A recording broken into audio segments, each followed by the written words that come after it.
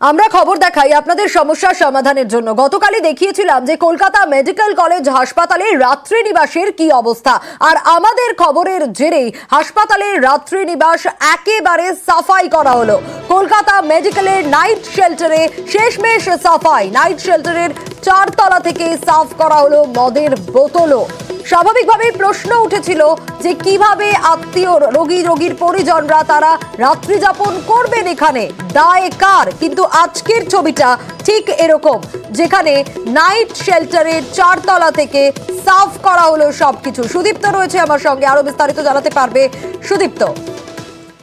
একদমই, দেখো, যখন আমরা এই খবর করেছিলাম সেই খবরের জেরেই, অর্থাৎ নিউজ 18 বাংলার খবরের জেরেই একেবারে সরাসরি এই যে রাত্রি নিবাস, অর্থাৎ কলকাতা মেডিকেল কলেজের 1 নম্বর গেট থেকে বেরিয়ে এমার্জেন্সি ঠিক পাশে যে রাত্রি নিবাস যা অপরিচ্ছন্ন অবস্থায় ছিল তা কিন্তু একেবারে পরিষ্কার করা হলো, এবং একেবারে টপ ফ্লোরের যে মদের বোতলগুলো ছিল তা তারা পরিষ্কার করলেন। এবং যে এনজিও কে এর দায়িত্ব দেওয়া রয়েছে সেই এনজিওর পক্ষ থেকে, তাদের কর্তৃপক্ষ পক্ষ থেকে বলা হলো যে আমরা এখানে কোনো রকম নেশাদ্রব্য, অর্থাৎ যারা এখানে নেশা করেন তাদের জন্য একেবারে তাদেরকে সতর্ক করা রয়েছে। যদি ধরতে পারা যায় তাহলে পরে 1000 টাকা পর্যন্ত তাদের ফাইন নেওয়া হয়।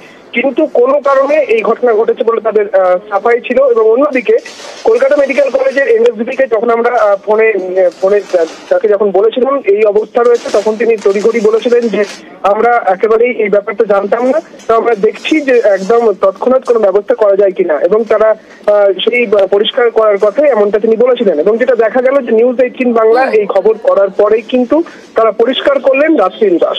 একদমই সুদীপ্ত, গতকালই আমরা দেখিয়েছিলাম মস্ত বড় হাসপাতাল কলকাতা মেডিকেল কলেজ, আর এই হাসপাতালে নাইট শেল্টারে ঠিক কি অবস্থা ছিল দেখুন।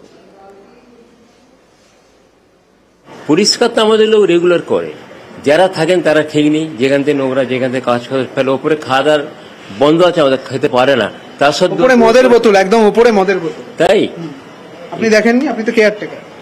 সব দেখা সম্ভব না, লোকটা কত দেখবে বলুন আপনি।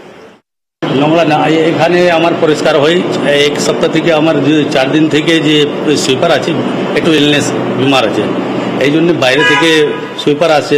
আর এখানে আমার সাফ লেখা আছে যে পান বিড়ি গুটকা খাবার বারণ আছে, রুলস ভাঙে যে ওর 1000 টাকা ফাইন আছে লেখা। তারপরে লোকটা শুনি না অনেক লোক কেস খায়, মদের বোতলে হয়েছে ইলিগাল ফেলে গিয়েছে, অনেক লোক ধরে যায়, ফাইন লাগে যখন ধরায়। ঠিক আছে, 4 দিন থেকে সুইপার আসছে না, এই জন্য একটু